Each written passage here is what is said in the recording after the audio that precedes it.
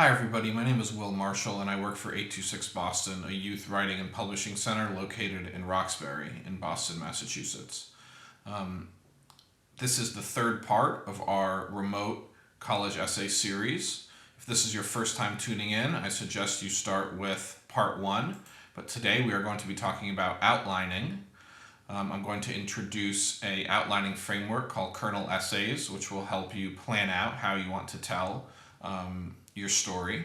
And we're also going to read another sample essay by a Boston Public School student so you can continue to familiarize yourself with the different features and characteristics that make college essays successful and compelling. But before we do that, I'd like to recap what we covered in part two.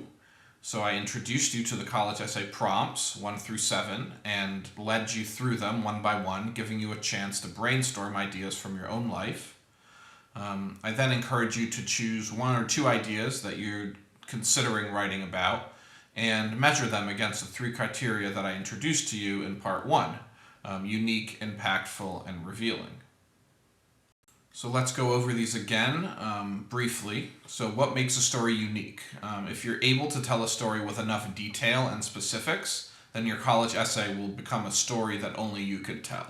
So whatever topic you choose, it must have this potential for detail. Next, your story must be impactful, meaning it must touch on an experience that changed or impacted you somehow, hopefully for the better. This way you can showcase how you've grown. And then finally, it should be revealing, meaning it should reveal positive qualities about you that might not be highlighted somewhere else in your application. And the last exercise we did in part 2 was to complete the following sentences using a couple of the ideas that came up in the brainstorms. I think I want to write about blank, especially the time that I blank. This experience affected me by blank. And this story shows that I blank. If you're able to complete these 4 sentences, this will allow you to articulate a general topic, a specific experience that you could write about in detail, how this experience changed you, and what you want the story to reveal about you. So it will hit on these 3 criteria. If you didn't have a chance to do this last time, I suggest hitting pause and spending some time on this now. Because if you can complete this using an idea that you want to write about, then I think you'll be ready to spend a little bit more time outlining the topic today. So your last step before getting started on drafting your essay is to create a roadmap or an outline in the form of a kernel essay. So this is the example of a kernel essay framework. So what it does is it boils each paragraph down into one concise idea. So each panel will represent one idea which should be expressed in no more than 1 sentence. So in part 2, I used the example of a student who wanted to write about helping his brother start his own business. So a kernel essay that student might come up with could be, instead of going to college, my brother started his own business. My parents weren't happy, but I respected his decision and offered to help. I worked for him one summer and learned a lot about what it takes to be an entrepreneur. I want to study business in college so that I can help him grow his own business. There might be many ways to tell this story, but this is an example of what a kernel essay might look like. So 4 clear sentences laid out in logical order. It could be more than 4 if you want, but together they sum up what your college essay is about, the order in which you're going to tell it, and altogether these 4 kernels will hit on each of the 3 criteria that we just reviewed. So before you try making your own kernel essay, let's spend a little bit more time familiarizing ourselves with the framework. And we're going to do this by reverse engineering a kernel essay from an existing draft. So in the next several slides, we're going to hear a student from Boston International Newcomers Academy read her college essay. Then we're going to complete a corresponding kernel essay. If you happen to already have a draft of your college essay written, you can do the same exercise to see if your ideas flow in a logical order or if maybe you need to reorganize something.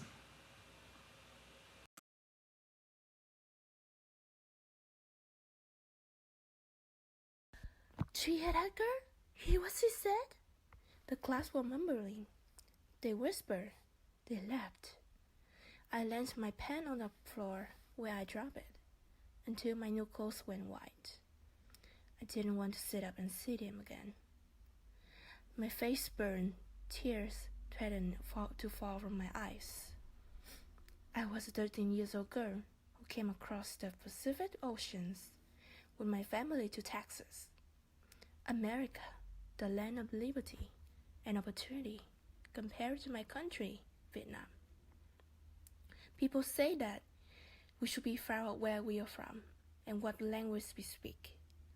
But I wasn't. Instead, I feel shame, ashamed of where I was from and the accent that I carry on my tongue. Those 4 months in Texas feel like 4 years. I thought that I would stay there forever, but in 2016, I luckily began my new life in Boston.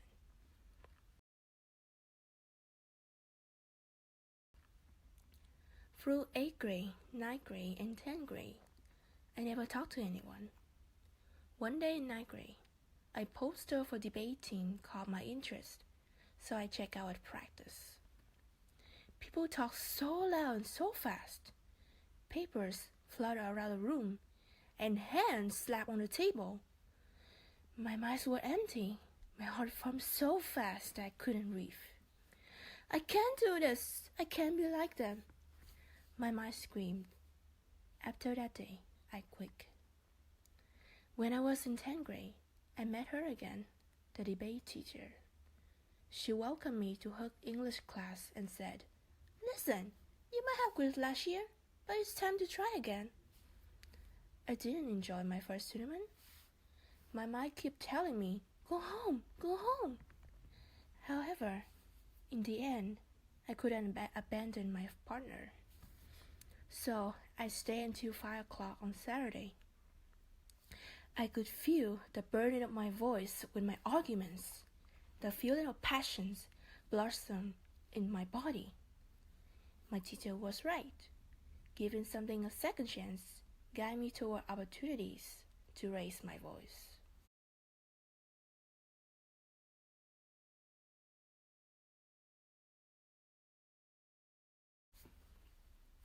Speaking was not the only insecurity I had.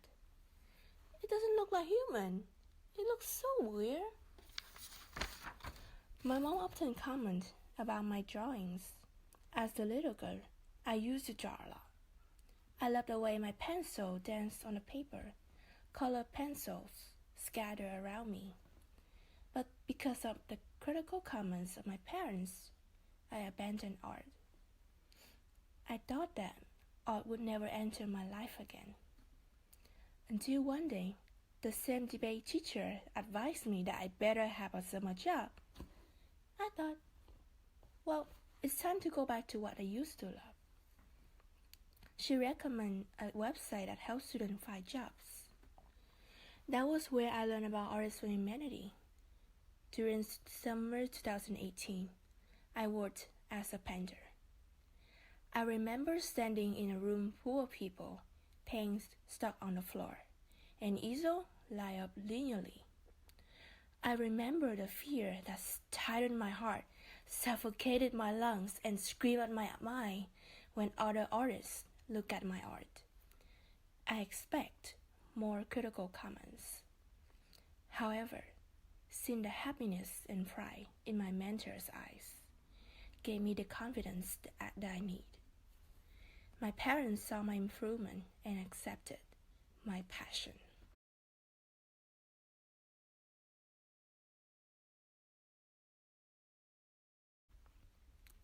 In life, there will be challenges that stop you in your tracks. It's okay to give up, but what is more important is to give something a second chance. The past won't identify who you are, but what you do in the present will mark your future. One day, I will use my debate voice during my speak at graduations. One day, I will use my artistic skill to create my self-portrait, which will be displayed next to me at my graduations. One day, I will wear my traditional clothes and speak my language during my graduations. I am no longer afraid. So if we were to take each chunk of the sample essay and try to boil it down into one idea, the kernel essay might read as follows. When I first moved from Vietnam to Texas, I was insecure/ashamed about my English. At my new school, I quit debate but decided to give it a second chance. It was worth it. I was also insecure about my art, but I decided to pursue it anyway. I've learned that even if you decide to give up on something, it's never too late to try again. So if you're able to come up with something comparable for your own original topic, just a series of short declarative sentences that follow logically one from the last, then I think you'll be ready to get writing. Before you get started on your own kernel essay, I want to introduce one more idea that might help as you start to think about how you want to tell your story. And this is the idea of scenes versus summaries. If you look at any college essay or any piece of creative writing, it's not just one style of writing. While there are specific moments that are written out in vivid detail, there are also parts of the story that are told more generally. I like to call those specific moments fleshed out in vivid detail scenes, and the parts that are kind of just explained to the reader summaries. So let's take a look at one of the paragraphs from the sample essay to see how these two styles of writing work together to tell the beginning of her story.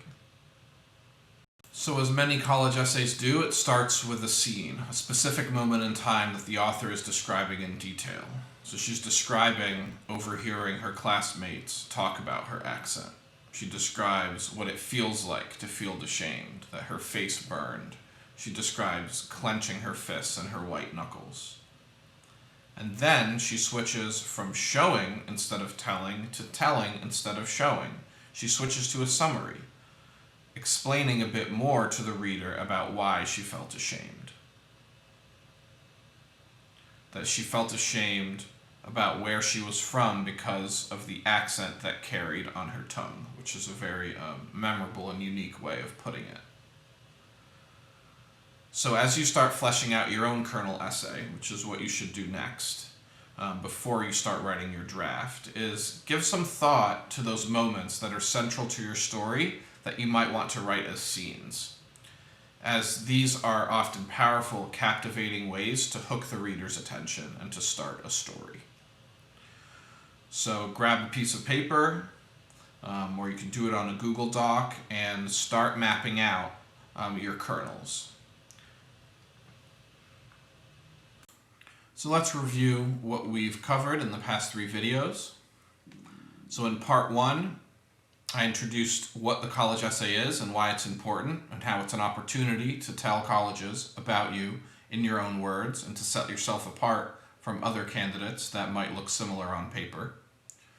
We learned what kind of writing makes for a successful college essay, writing that is full of sensory descriptive details. And I introduced the 3 criteria for how to figure out whether or not a topic might be a good one to write about for a college essay. And you must choose a topic that is unique, impactful, and revealing. And we applied these 3 criteria to a sample essay. In part 2, I took you through each of the 7 college essay prompts and gave you examples from each one and some suggestions. I also gave you a chance to brainstorm some ideas from your own life for each of the prompts.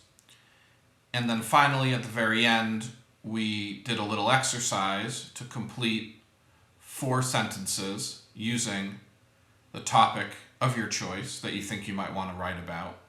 And if you could complete those 4 sentences successfully, then I think there's a good chance that you have a topic that meets the 3 criteria and that you'll be ready to outline. Today I introduced an outlining framework called Kernel Essays. I went through how to create a kernel essay outline from an existing draft, and we talked a bit about the difference between scenes and summaries. So if you have completed your kernel essay, then you're ready to write. So before I wrap up this video, I want to give you a few tips on drafting because it can be a pretty challenging process. My first piece of advice is similar to my advice for outlining. Just don't be a perfectionist. You're going to have to accept that your first draft might not be pretty. It might not be structured perfectly. You won't have all the great, vivid description that we've seen in some of our sample essays. You have to remember that those essays are the result of revising and revising and revising. My advice would be to get the first draft out of the way so then you can start turning it into a second and a third and then finally a final draft. If you're stuck on any one part of it, give it a rest, put it away, come back to it in an hour, or just skip a part, put in some notes, and try working on a different part of the essay. The idea for the first draft is just to get all the information down that you need, so then you can start crafting it and molding it into what will become your final college essay. So that's it for this series of videos. I hope you found it helpful. I hope we were able to get a head start or to get the ball rolling on the college essay. Figuring out what to write about and planning out how to write it is the hardest part in my opinion. So if you've stuck with us, then you've made a really great start. And keep an eye out for another series of tips and some more videos about how to revise your college essay once you have a draft. If you want to set up a one-on-one writing conference with one of our tutors, if you want to send us a draft to take a look at, please email us at collegeessay@826boston.org. Thanks a lot.